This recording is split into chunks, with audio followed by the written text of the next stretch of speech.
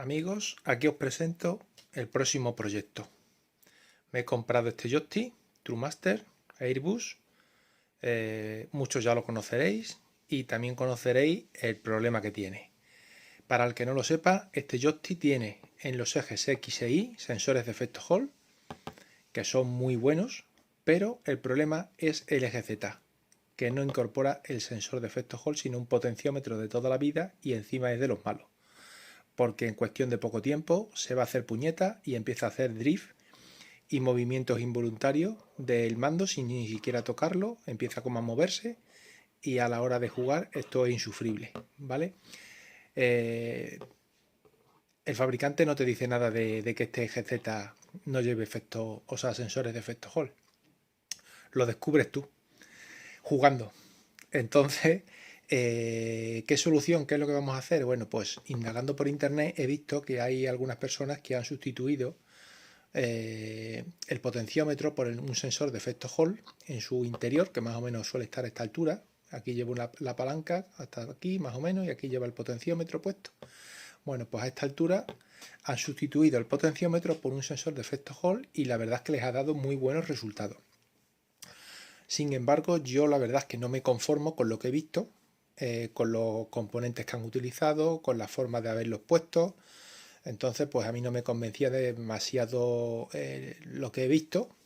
Me convencía el resultado final, pero no mucho tampoco. Yo creo que aún se puede mejorar muchísimo más y conseguir una precisión muchísimo más alta y mejor. Entonces, ¿qué es lo que hemos hecho? Bueno, lo primero que hemos hecho es buscar sensores de efecto Hall lineales y con salida analógica. Hemos cogido estos modelos, hemos visto sus especificaciones técnicas, tensiones de alimentación y sensibilidad, campo magnético que es capaz de detectar. Una cosa a tener en cuenta, el joystick, el potenciómetro, la tensión de alimentación que le llega es de 3,3 voltios, no es de 5, 3,3. Entonces, claro, el sensor que pongamos se tiene que alimentar con 3,3 voltios. Estos sensores se suponen que la tensión mínima de funcionamiento según el fabricante es de 4,5. Realmente trabajan también con 3,2 y 3,3 voltios. Bastante bien, la verdad. Yo la verdad es que he notado muy poca, no he notado diferencia de la tensión de alimentación en 3,3 a 5 voltios. Entonces, he probado estos dos porque son los que he pedido. Este me hubiera gustado de haberlo tenido, pero se iba demasiado de precio. Estábamos hablando de 12, 15 euros creo los sensores, y teniendo en cuenta que el mando me ha costado 60, pues no lo veía muy lógico comprar este tipo de sensor por el precio.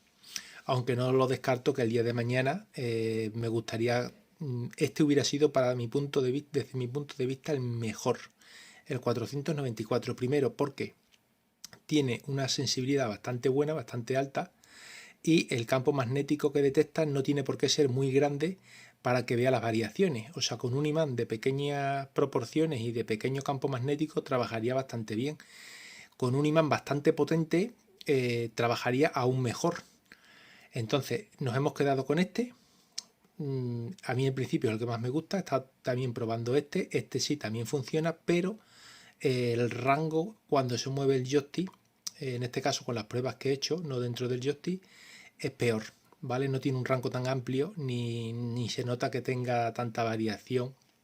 Entonces, pues podemos tener problemas o una sensibilidad que no me gusta. Entonces, ¿qué prueba hemos hecho? Bueno, pues aquí tenemos la prueba. Aquí tenemos el eje, que es el palillo, y delante del palillo hemos puesto ese tipo de imán.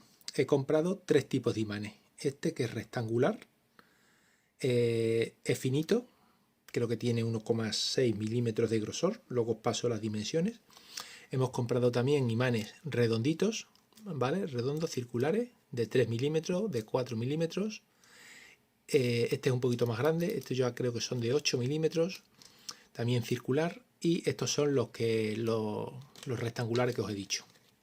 De todos estos imanes, el que mejor trabaja con este sensor y en esa posición es este, el rectangular.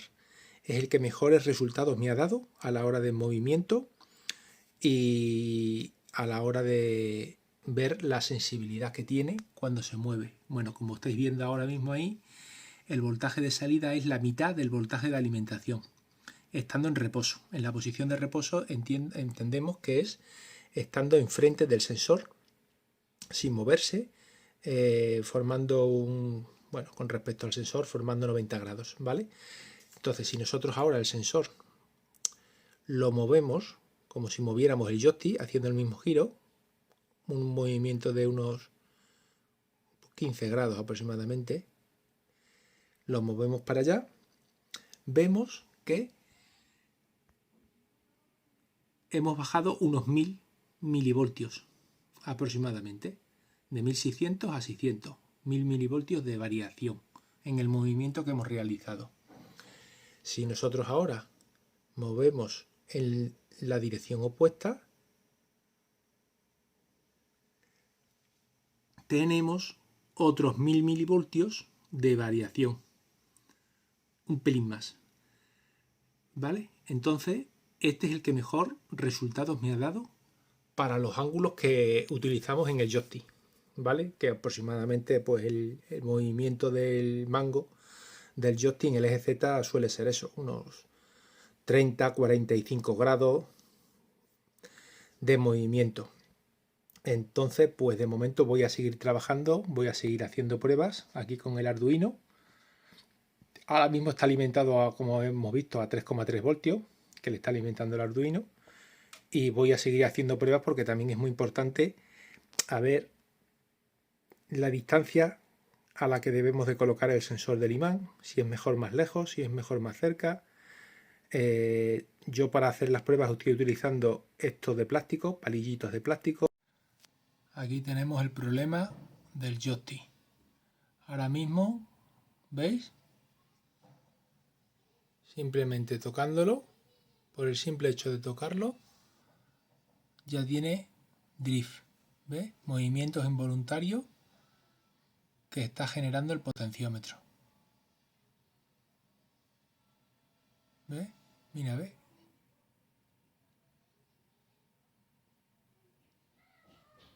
Esos movimientos no son suaves, ¿ves? Se dispara porque el potenciómetro está fallando. ¿Lo veis?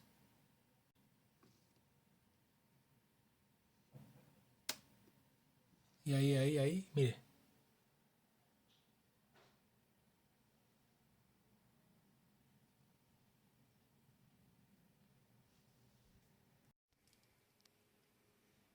Vamos a medir los grados de giro del joystick.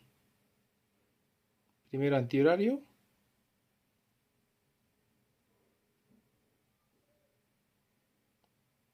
Y luego horario.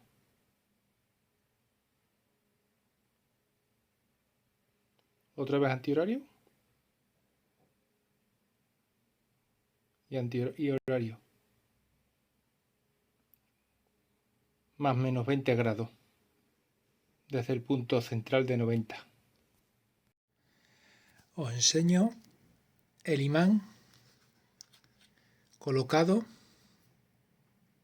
como podéis ver aquí, con el sensor puesto, y este es el Arduino. El botón sube 1 grado y el botón de abajo baja 1 grado. Tenemos aquí la pantalla donde vemos que el punto central aproximadamente está en 87 grados, bueno, eso da igual, y más o menos está colocado a un voltaje intermedio de 1564 aproximadamente, ¿vale?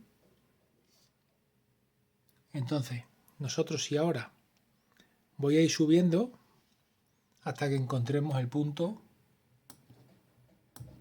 grado a grado.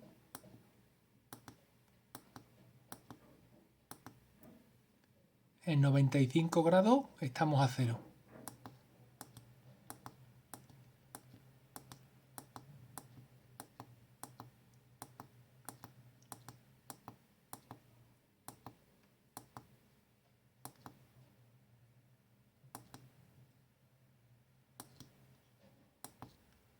y en 76 grados llegamos al máximo.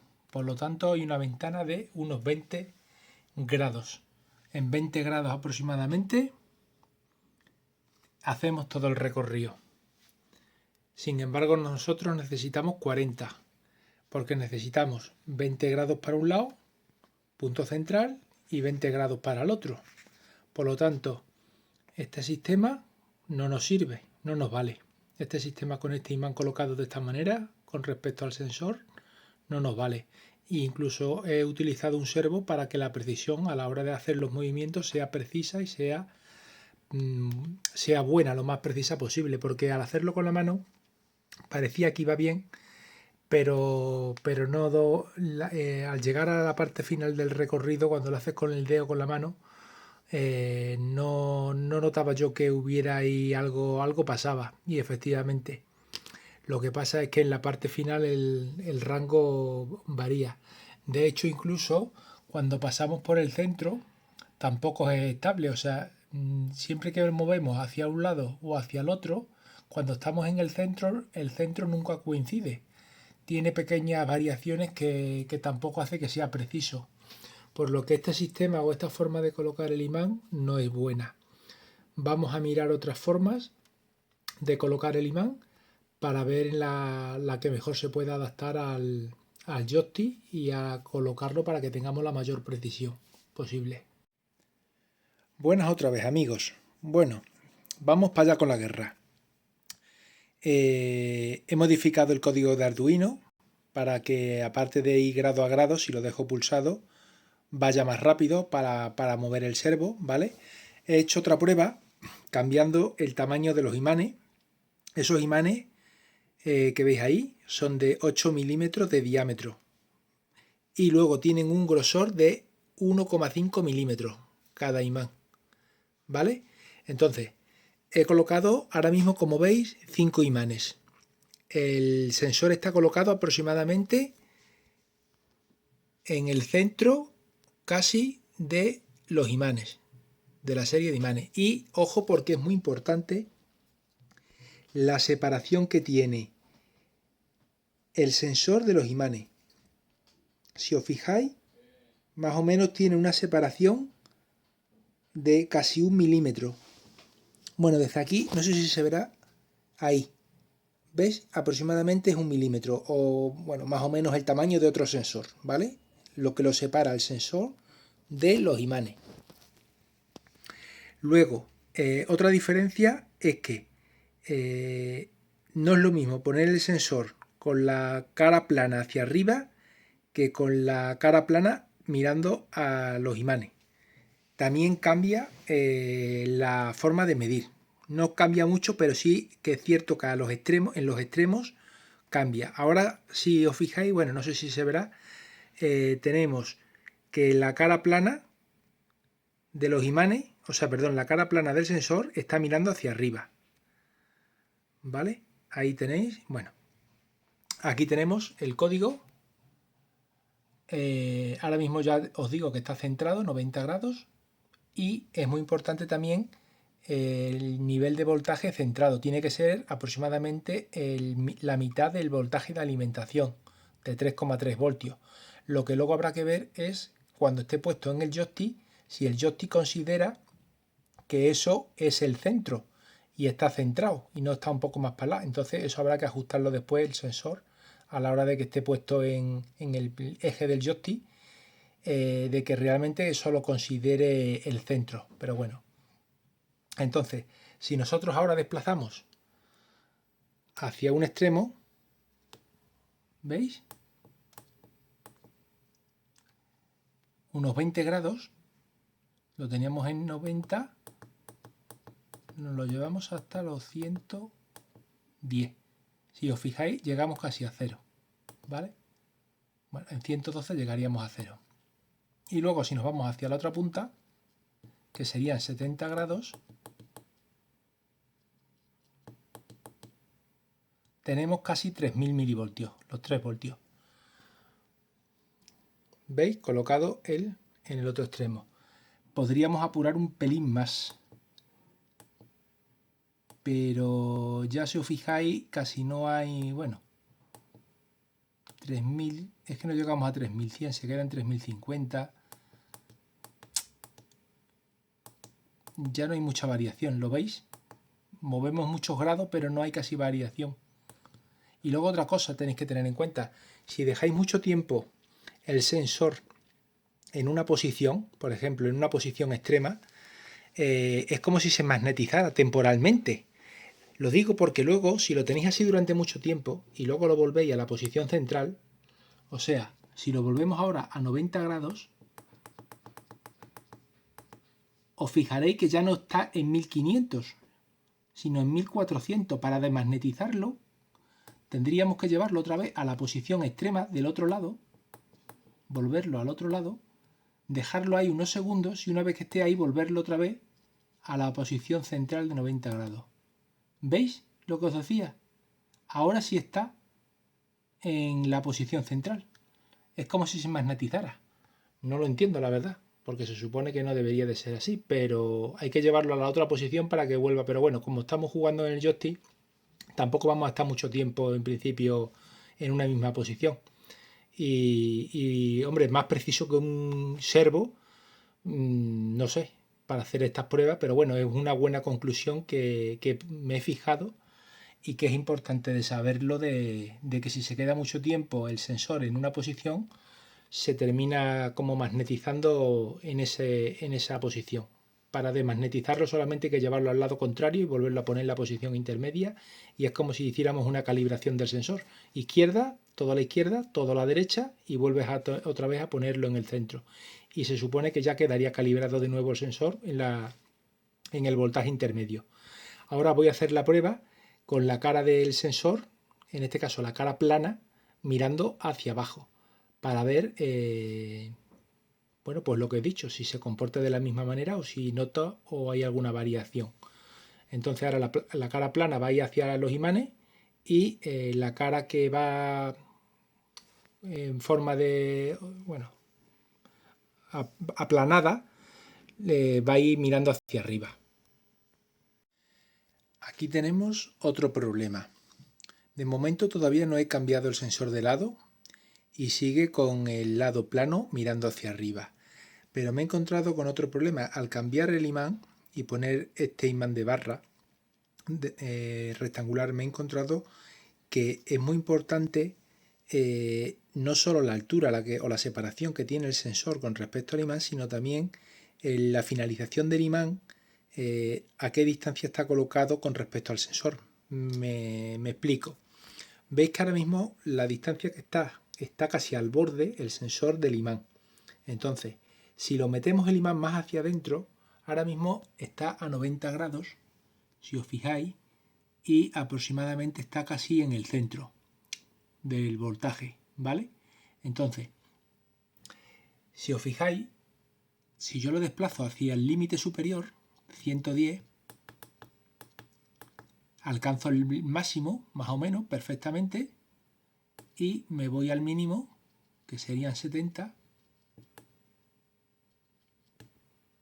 y aproximadamente, bueno, 74 por ahí, tendríamos el 0. Sin embargo, si yo los imanes, vamos a poner en 90 otra vez, 90 grados, tengo unos 1500 milivoltios. Si yo dejo tal y como están los imanes, pero solamente los acerco un poquito, los meto más dentro del imán, sigo teniendo los 1500, lo veis aproximadamente, pero ahora si lo desplazo al límite superior, os fijáis que llega antes. ¿Veis? Ya ha llegado en 100-102 grados, ya ha llegado al máximo. Y en el mínimo ya ha llegado en 80. O sea, reducimos el ángulo y la sensibilidad, porque ahora realmente con menos ángulo hemos llegado al máximo y al mínimo. ¿Veis la diferencia?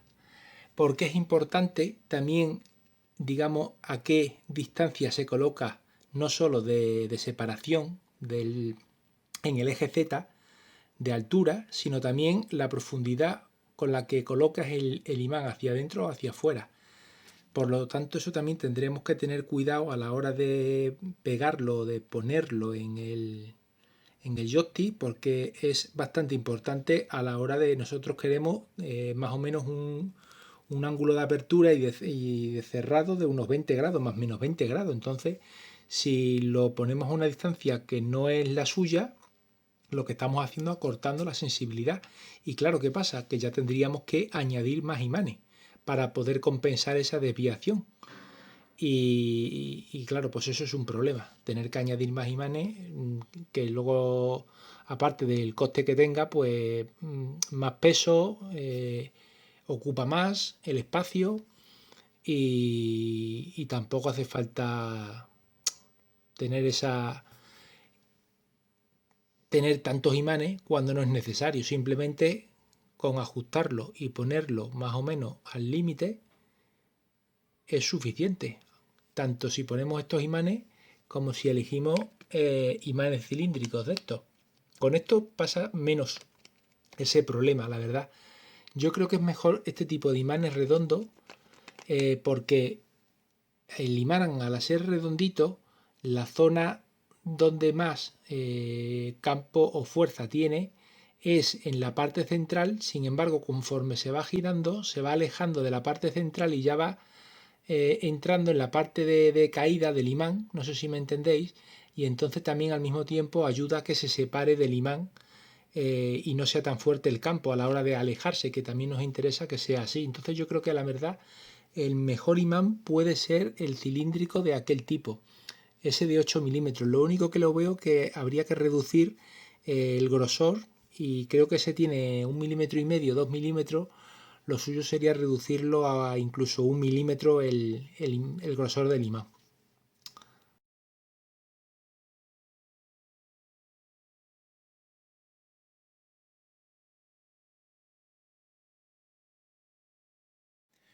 Buenas amigos, buenos, ya tengo desmontado otra vez el joystick.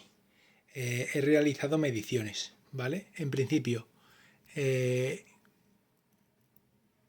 el cable marrón, este de aquí, el cable marrón, es el cable negativo, GND.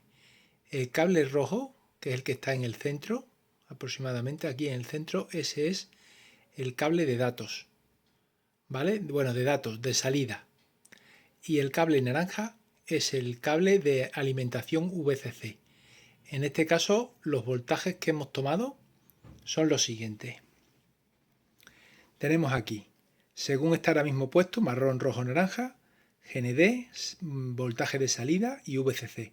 La tensión de alimentación, en este caso, son de 3,29 con 85 voltios. La tensión a la que se encuentra el eje totalmente en reposo, en el punto cero de equilibrio, que es aquí, oscila entre 1,36 y 1,65, dependiendo si vas hacia un lado, antihorario, o en horario. Tiene un ángulo de apertura de unos cuantos grados en el que considera el software que está todavía en el centro. Aunque lo muevas un poquito o para un lado o para otro, entre esos dos voltajes sigue considerando que está en 0 grados y que el joystick no se mueve. A partir de aquí, bueno, pues si lo giramos en el sentido antihorario, cuando llega a 0,800 voltios aproximadamente, considera que es el límite máximo de giro hacia ese lado. Y sin embargo, si lo rotamos en sentido horario, hay una oscilación muy pequeña, 2,20, 2,22, dependiendo de si va hacia allí. En este caso sería 2,22, pero luego la vuelta de nuevo hacia atrás cae en 2,20 aproximadamente. No es lo mismo si va, cuando llega al final, si va hacia atrás o va hacia adelante. En ese punto hay una pequeña, bueno, estamos hablando de muy poco, 20 milivoltios escaso. Pero bueno, esos son los ángulos de apertura y las tensiones que hay que el sistema considera que ha llegado al punto máximo. Y sobre todo el ángulo de apertura que tenemos aquí en el centro, la verdad, que es bastante, bueno, yo considero que es bastante grande. Por lo demás, pues bueno, simplemente, pues como podéis ver aquí, moviéndolo con la mano, En principio, otro problema que veo aquí son los cables que han utilizado. Son cables, la verdad, bastante rígidos. Tienen bastante rigidez, son bastante duros, aunque son finos, pero son bastante duros, la verdad, igual que estos, son muy duros. Yo sinceramente hubiera utilizado, como tengo aquí, para el servo, cables de silicona, que son del mismo grosor, sin embargo son altamente flexibles y a la hora de haberlos puesto aquí, pues nos hubiéramos quitado de un montón de problemas, la verdad. De hecho, yo estos tres cables los voy a sustituir por cables de silicona del mismo grosor. Lo que voy a hacer va a ser soldarlos los tres y voy a retirarlos hacia atrás para que al mismo tiempo que saco estos cables entran los de silicona y los saco por el otro lado y los sueldo. Y ya cambio estos tres cables al mismo tiempo, ya los dejo de silicona, que tienen muy buena flexibilidad, aguantan bastante bien la temperatura y sobre todo lo que me interesa aquí es flexibilidad. Que tenga flexibilidad y que a la hora de que gire, tanto el potenciómetro, en este caso que hay, como si pongo el sensor de efecto Hall, pues que no tenga, que no le cueste de que se ve lo que hace. Esto es por la tensión de los cables. Y este es el problema principal del drift que tiene el potenciómetro, fuera aparte de que luego el drift también se ha causado por el desgaste de la pista y de las escobillas. Pero esto es el principal problema. Sinceramente no sé cómo han dejado esto así, cómo han permitido estos cables aquí, cuando podían haber sustituido estos cables por otros de mejor calidad, que como mucho cuánto hubiera elevado el precio. 50 céntimos, 1 euro más, que no llega, sinceramente. Pues son, ¿cuántos? 20 centímetros de cable, 15 centímetros. Bueno, aquí tenemos el joystick por la parte de abajo, donde como veis ya he pasado los tres cables que iban del potenciómetro y son cables de silicona. También he cambiado el color, porque la verdad es que los colores que habían elegido eran una mierda. En este caso el marrón, que era el negativo o el GND, el de 0 voltios, pues lo he sustituido como tiene que ser por un cable negro, que para eso es el de 0 voltios, negativo. El que lleva la señal de salida, bueno, voltaje de salida de la zona del centro del potenciómetro, que antes era de color rojo, ahora es de color blanco, y el que lleva la señal de alimentación VCC, en este caso he mantenido el mismo código de colores que se utilizan en informática, en los ordenadores, para el cable de, bueno, creo que era el 3,3 voltios, utilizo el cable naranja y ahí he mantenido el mismo color, naranja, por lo tanto alimentación naranja 3,3, negro 0 voltios GND y el cable de señal color blanco. Ahora solo me queda, ya lo he sacado por la zona del eje, vienen por aquí y ahora ya solamente me queda que van aquí de soldar esta placa, bueno, de soldarla no, quitar los tornillos y ver a ver qué tipo de enganche lleva ahí para cambiar los cables. Aquí tenéis la placa desmontada, los tres cables que van al eje Z, al potenciómetro del eje Z, es este conector que veis ahí, a ver si, me imagino que ya lo habréis visto, pero bueno, ese que está ahí. Entonces lo que vamos a hacer es cortar más o menos por aquí los cables y empalmarlos, soldarlos, meterle una funda termorretráctil para que más o menos se queden casi a la altura del conector los cables de silicona y durante todo el recorrido hasta el interior sean de silicona para aumentar la flexibilidad y al fin y al cabo por 10 centímetros más de cable no nos vamos a hacer pobres. Entonces directamente cortaremos más o menos aquí a 1 centímetro de distancia del conector y empalmamos los cables de silicona a estos, que ya veis que para ser tan pequeños son bastante duros y rígidos. Yo no sé cómo han puesto este tipo de cable, la verdad es que no lo entiendo, vamos, cómo han puesto este tipo de cable tan rígido para el potenciómetro del eje Z, es que no lo entiendo, la verdad, no lo entiendo, pero bueno, vamos a sustituirlo. Ya tenemos los tres cables soldados, los veis aquí, cable naranja, el rojo que se supone que era el de voltaje de salida del potenciómetro, el del central, que ahora es blanco, y el cable negro, que antes era marrón, que es el del 0 voltios, GND, tierra. ¿Vale? Y ya solamente hace falta ponerle la funda. Este, por ejemplo, no tenía funda ni blanca ni, bueno, del color este, se la he puesto azul, da igual.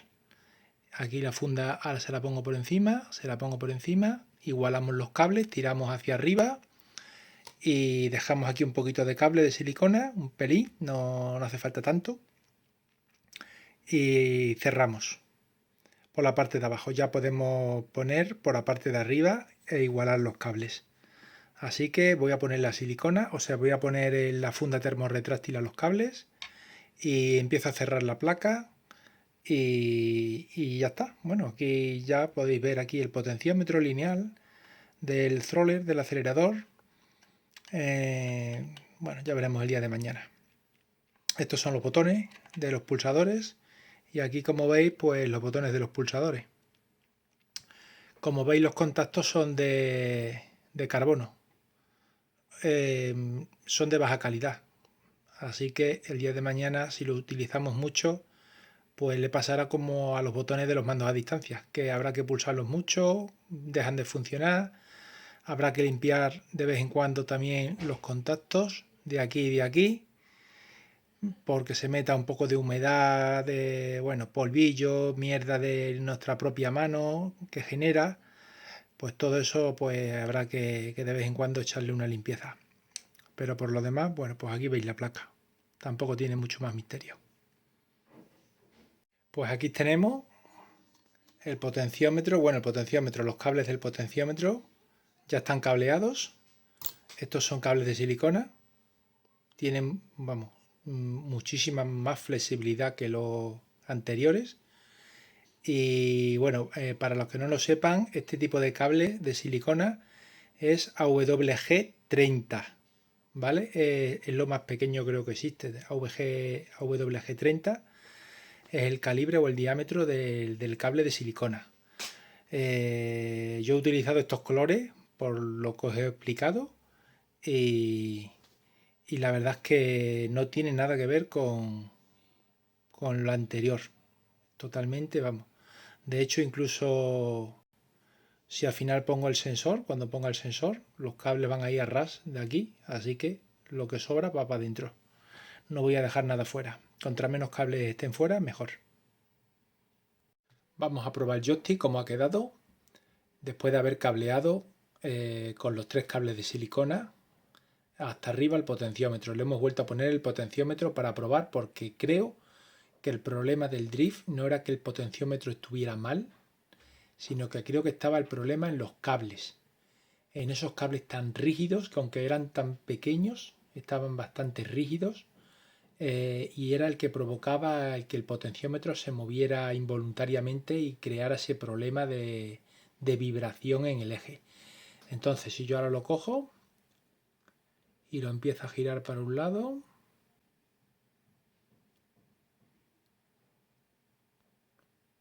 ahora para el otro,